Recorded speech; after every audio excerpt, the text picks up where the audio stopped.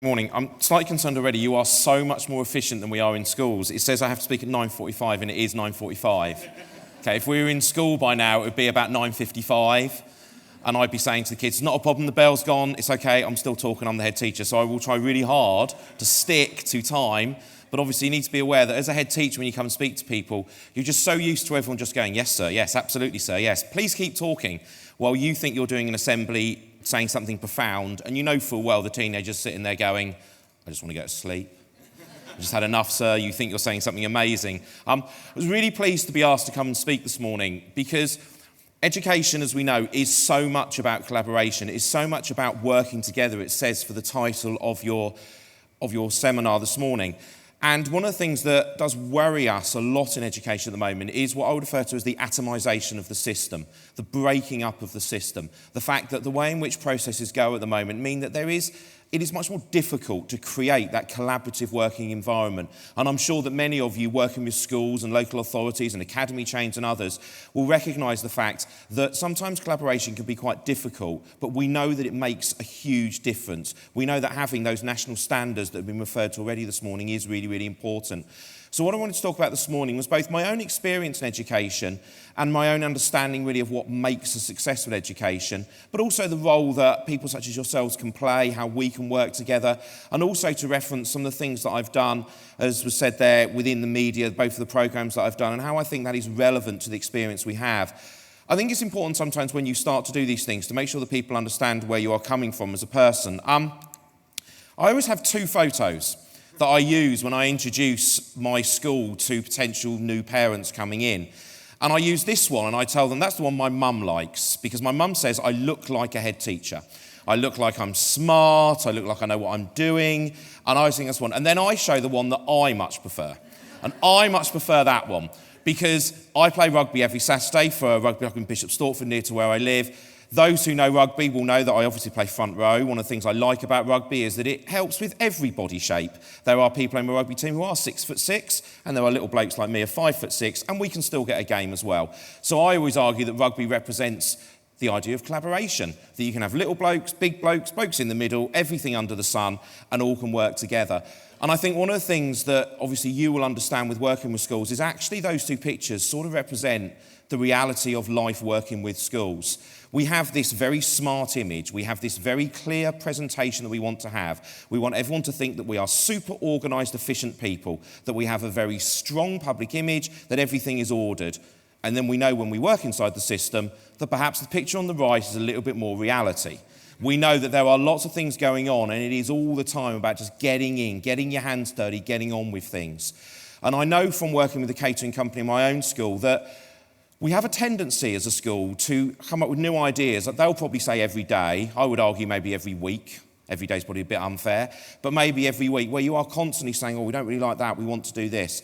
And I'm sure that is something that offers a great challenge to you, and I'm sure it's something that at times you would quite like things to just stand still. But equally, from our perspective, working with young people, one of the things that we know is that young people never, ever stand still. You cannot control them in that sense. I sometimes have people who live in my local community in Brentwood phoning me up saying, your kids have done this in the high street, your kids have done this, your kids have done this.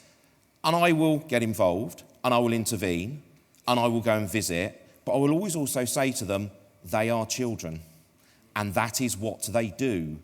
And they will say things to me like, well, can't you control them? To which my answer is, no, I can't control them, and I don't want to.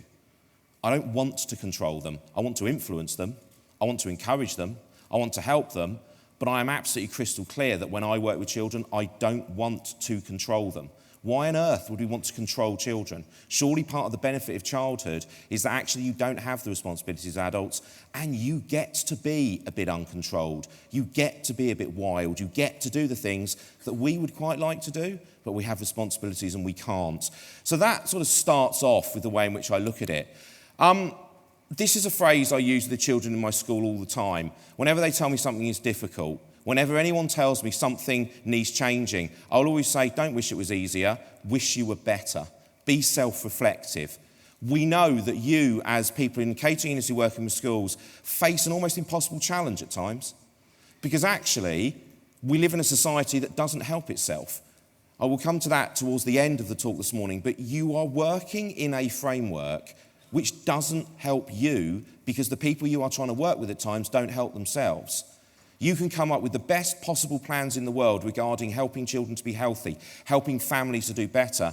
And unfortunately, we know full well that you can lead the horse to water, but you most certainly cannot force it to drink. And at times, that is what education and working with young people and families can feel like. But that's part of the challenge, and at times it's part of the joy. And I think we have to not want it to be easier. We just have to get better. We just have to look at it all the time and keep getting better. And it's a real message that I go for. Another one that I use as a picture, and I just want to use this before I move on to talk about really what my philosophy is of education, the way in which I think it works. I use this picture in almost every single talk that I give. I actually found it on a website advertising a sort of a Buddhist Tantra Zen workshop somewhere. I'm sure it wasn't a Buddhist Tantra Zen workshop, but I can't actually remember where I found it, and it was something to do with very sort of New Earth things. And I always say that actually, this is what we are all trying to do. The world outside of our schools, the world outside of the schools that you work with, is like that stormy world. It is like that place where those children face all those challenges. They may be in a home where there isn't enough food. They may be in a home where there is no food whatsoever in the house. And however much you might think you know how common that is, you probably want to times it by about 10 and you're somewhere close. The growth of food banks. The growth of food banks is not some kind of game that is going on where people are trying to make the problem out to be worse. If anything, the growth of food banks in the UK over the last 10, 15 years is an underselling of the problem. The number of children who come to school who haven't eaten breakfast, the number of children who you feed in schools each day and you are the only people feeding them is an absolute national scandal, and it should scare us all as well as depress us. It is a massive problem. I've abolished library fines in my school, and I've abolished library fines related to the issues that you work with, because the kids who end up in my school with library fines are the children whose parents are disorganised, who have the least money, and they're the ones who don't bring their library books back. So we have a situation where we're encouraging children to read, but we're then taking money out of their parents' pockets that they can't afford. And I have this argument with a librarian, and my bottom line is, yeah, I'd kind of rather they ate. I'd rather they had food. And they say, well, they steal books, don't you care? And I'm a bit like, actually, no. I don't really mind. Do I have to have an argument with people about the fact that teenagers are hoarding books? I kind of think that's a good thing. Now, don't get me wrong, if they don't return their library books, they are hauled over the coals. They are given every punishment we can think of, but I'm not taking money out of them.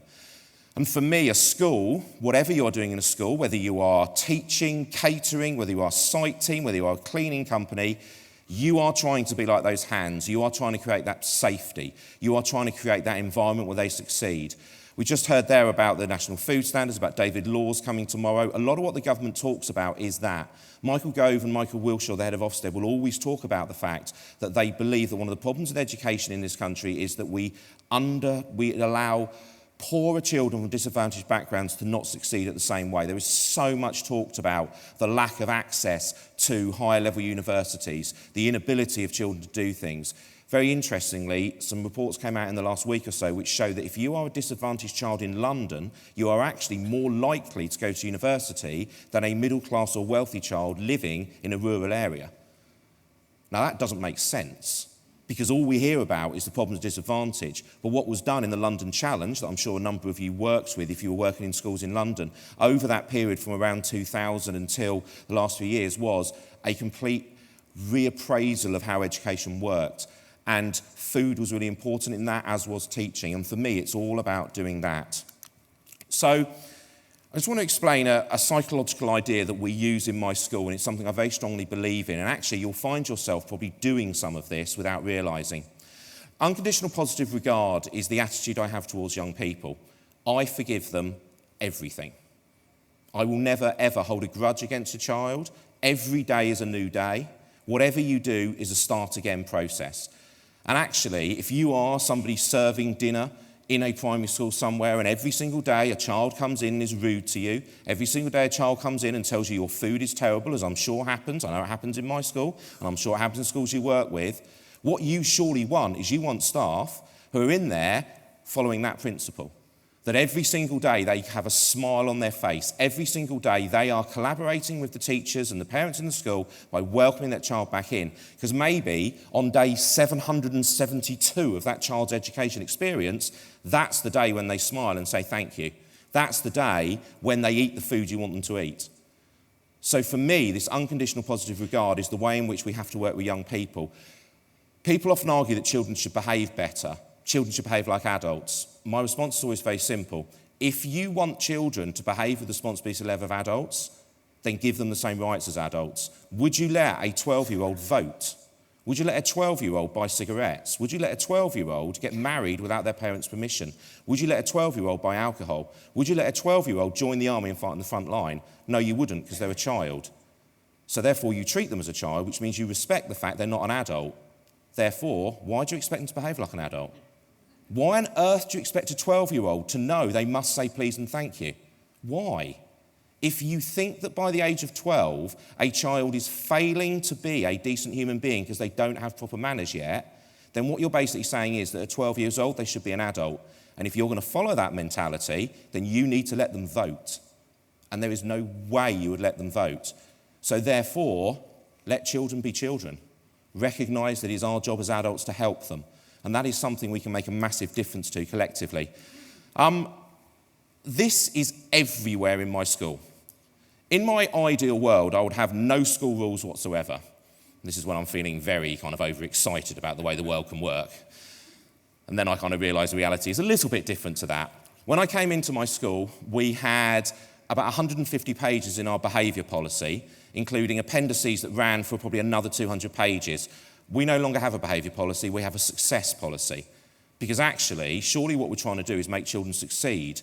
We're not really trying to make them behave, they should just behave. So we make them succeed. This is everywhere in our school. There is a version of this that is about 30 foot high that sits on the wall of our school. It's on the back of our homeschool agreement. It's in every teacher's classroom and every office. And whenever we deal with children, we refer to this.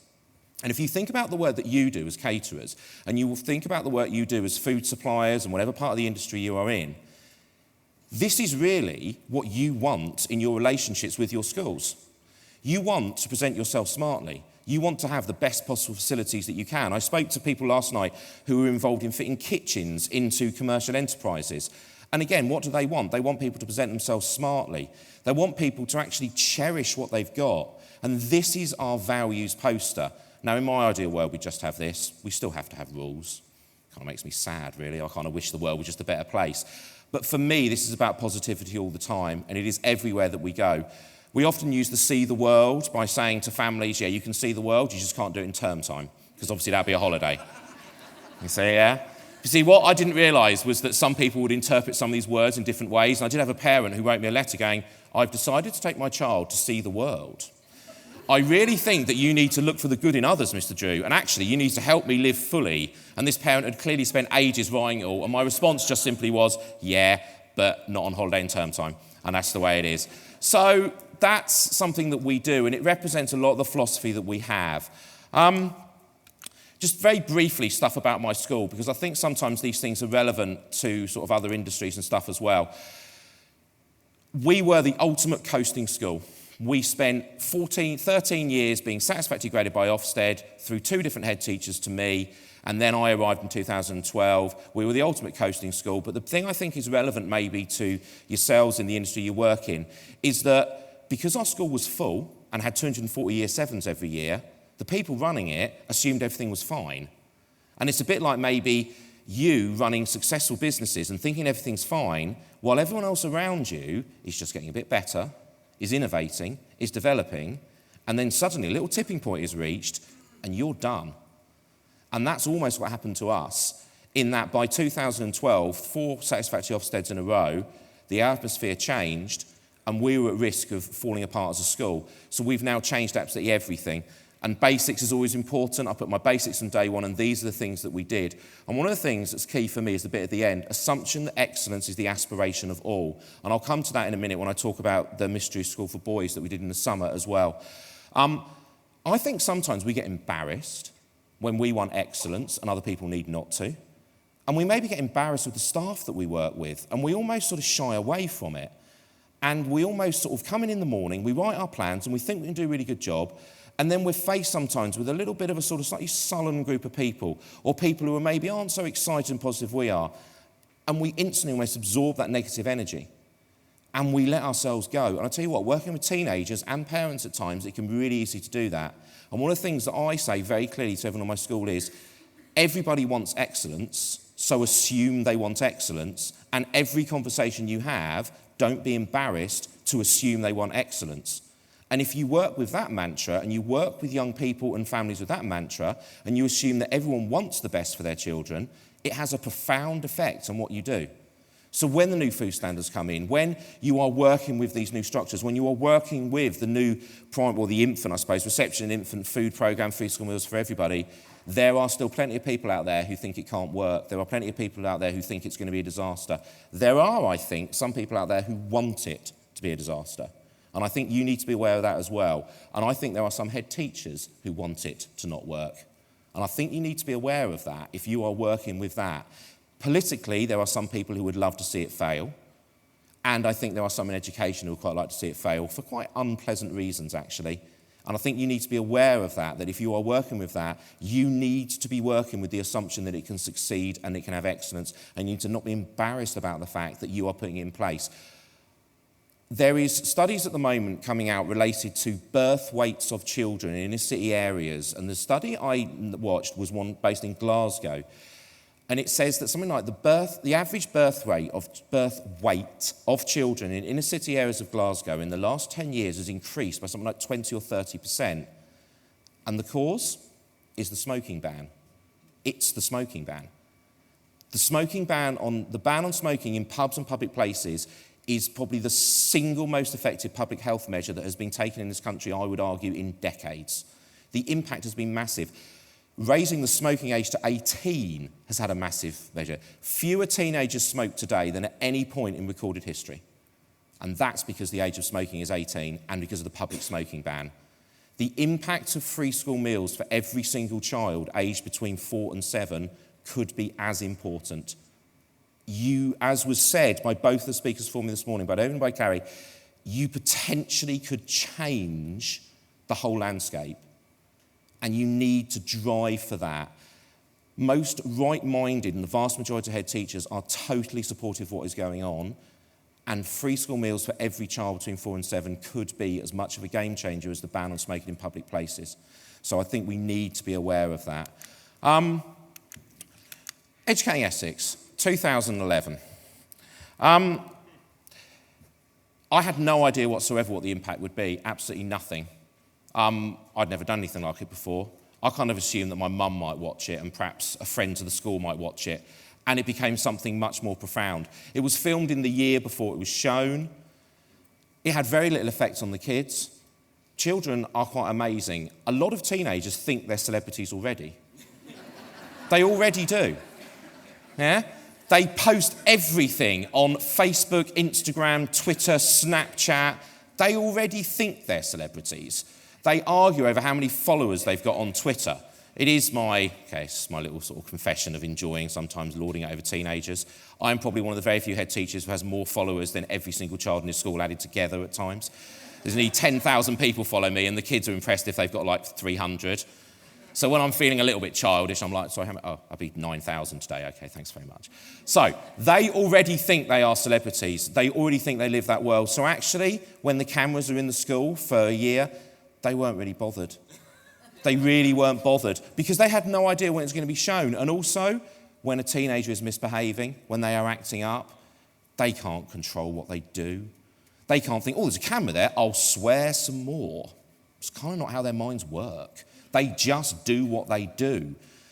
And Educating Essex was shown in the autumn term of 2011, a hugely, I think, a game-changing thing in some ways for education, because what it did was it opened up people's eyes to how teachers work, how schools work. We had thousands and thousands of emails in the weeks following it from parents, from people who worked in schools, from children saying, oh yeah, I understand what my teacher's doing now.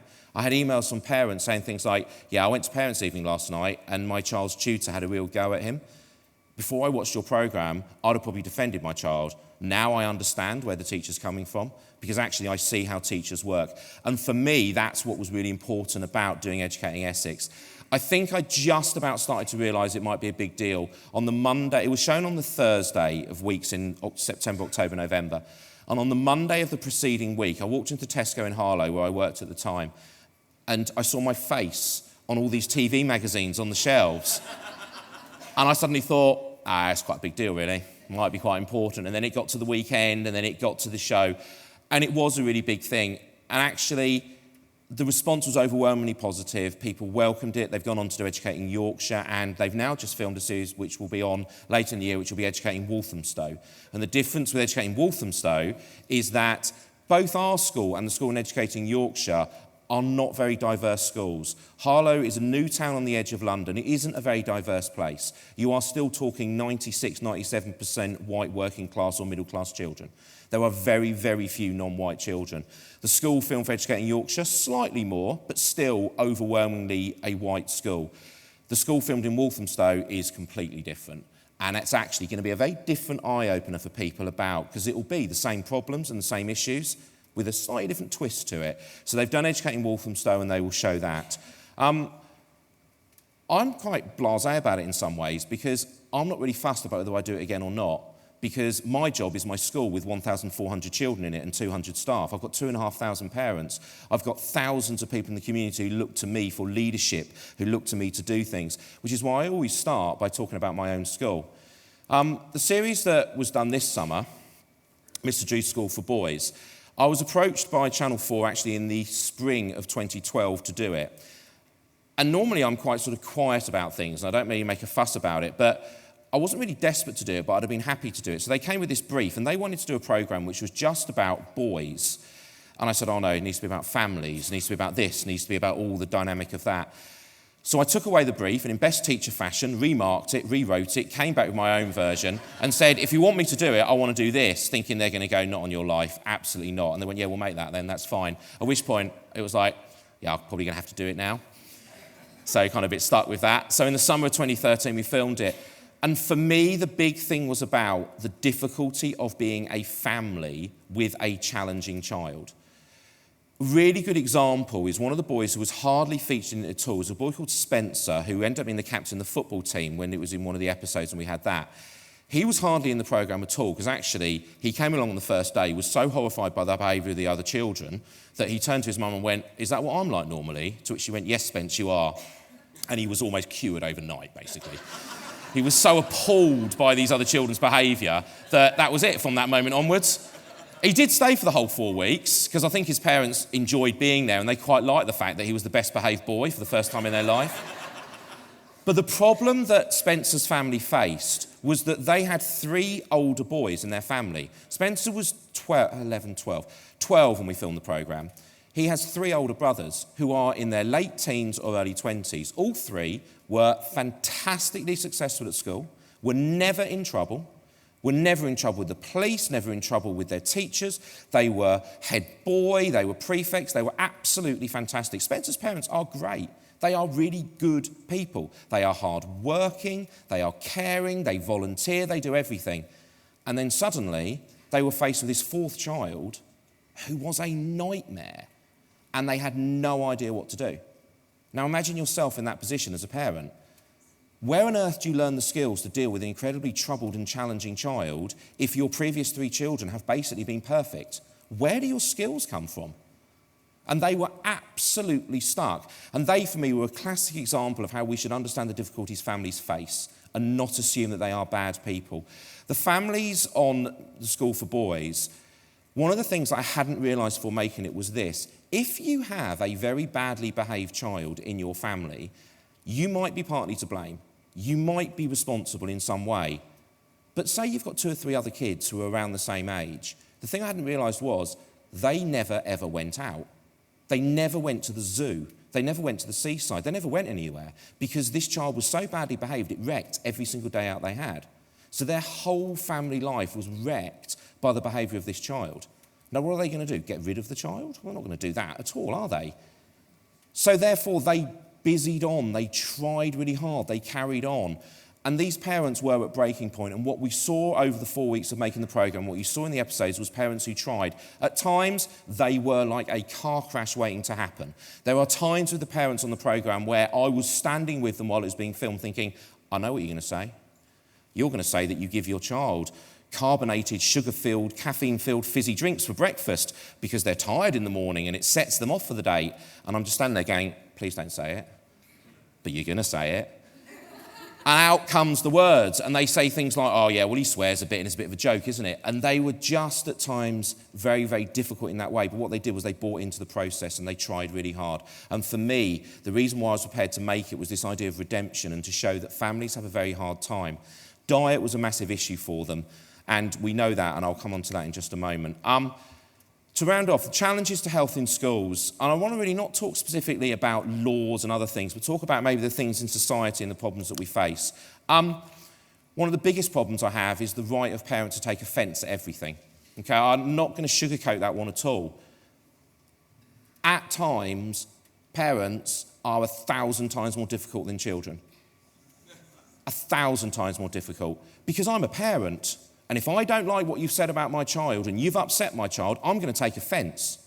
The programme the government wants to roll out at the moment of the weighing of every single child, there are perfectly valid health arguments for doing that. Yeah, it's a challenge. Yeah, it's difficult. But you've got people arguing that it's such an infringement of their human rights, they're not going to take part. They're not going to do it. The Scottish Government are rolling out a programme where every child will have a nominated and named adult who will be the point of contact. All it basically is saying that for my 2 children who are at school, aged 16 and 13, there will be one person working in educational health who is my point of contact. They're not replacing me as a parent. They're not saying that person is in charge of my children, but that person will be my single point of contact. Strikes me as absolute common sense, but there's a High Court challenge in Scotland against it, undermining the rights of parents. And I just think at times, the right of parents to take offence at anything is one of the things that we as schools have to sometimes challenge. And it's a really tough thing to do. I tell parents who come into my school, do not ever criticise your children's teachers in front of your children, because the moment you do that, you are a bad parent.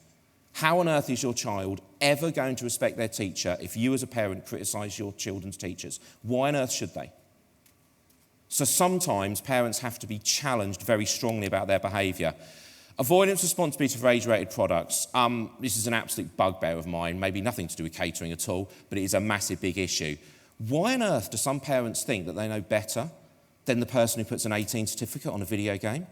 What on earth qualifies the parent of a 12-year-old to think that it's okay for them to buy a 15-rated video game and give it to their child? I just don't get it.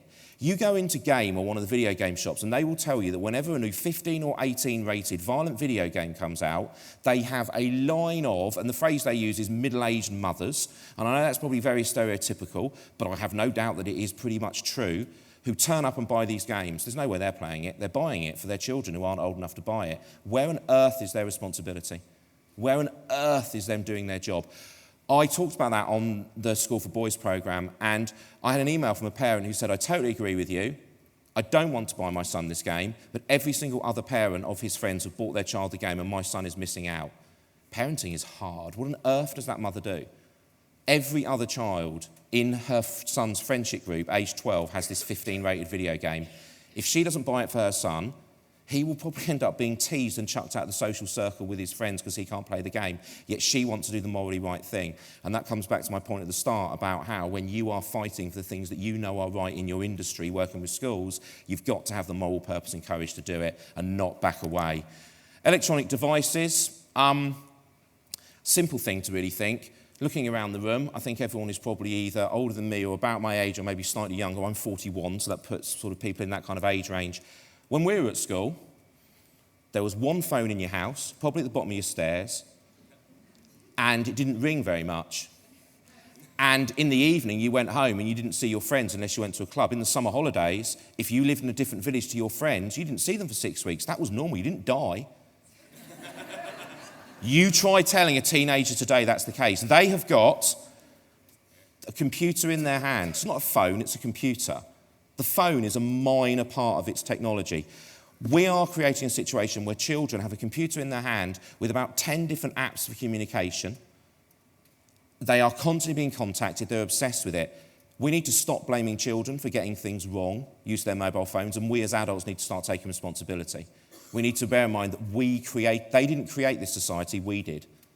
They didn't create this technology, we did, and we celebrate it, and we then hand a 13-year-old vulnerable child a computer in their hand which allows them to contact the world, which means that something that happened in the playground at 11 o'clock has now been shared with 1,000 other people in other schools as well. A photo taken has been shared.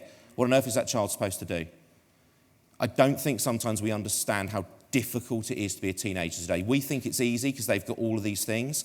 I would argue that being a teenager today is more difficult than it's ever been at any point in history, except obviously perhaps during the plague, maybe, when you might have died. I always want to add that one on because otherwise someone asks a question and goes, what about when people died or in wars? Obviously more difficult, but in general terms, much more difficult. Energy drinks. I'm sorry if you work for a company that sells energy drinks.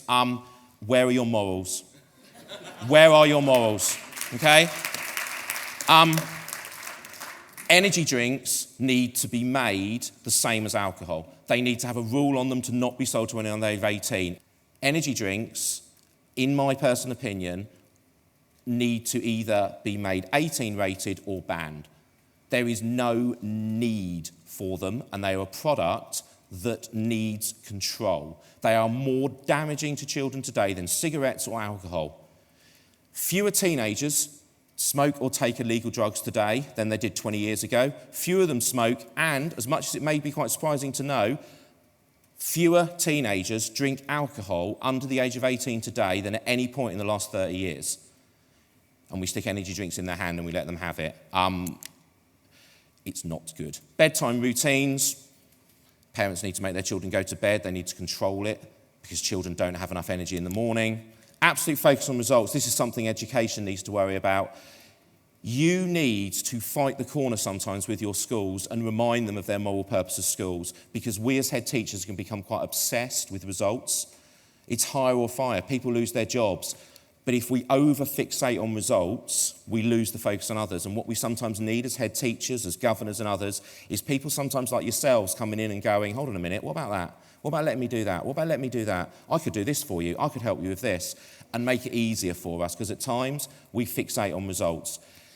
The government's changes to the league tables in secondary schools mean that there are secondary schools in this country now where head teachers are standing up at Year 9 options evenings and are saying to children, do not take GCSEs in drama, music, art or PE or technology subjects because they don't count enough and they're not strong enough in our league tables. That is happening now. And it's wrong. So, sometimes we need a little bit of reminding by people like yourselves who stick to that moral purpose. Societal malaise about health. I'm always eternally amazed by the fact that whenever you hear anything about problems with energy drinks and other things in food, that people kind of get on their high horse and start arguing about people's human rights to be unhealthy. And you kind of think there's something wrong here, there's something seriously wrong here. I think, like David said, we need to keep fighting the battle, we need to keep doing it. I think at times we're in a malaise about it. We talked about the £10 billion treating diabetes and obesity-related issues, £50 billion in a number of years. It's a massive issue that we need to tackle, and we need to not just stand by. And this comes back to my blue poster. We are very, very good as adults at telling children they have to wait for things. There's that classic psychological experiment where you give the child a sweet and you see whether or not the child can take the sweet or whether they've learned enough social skills and psychology to wait and have 2 sweets in 5 minutes. I'm always eternally entertained by the fact that as adults we look at that, yet in our pocket will be the most up-to-date smartphone, in our house will be the tickets for the holiday that we've booked. We won't have waited 5 years for a new car, we'd have had one the next year. So that child at 5 years old who managed to wait for the 2 sweets, I think they might be better than a lot of we are.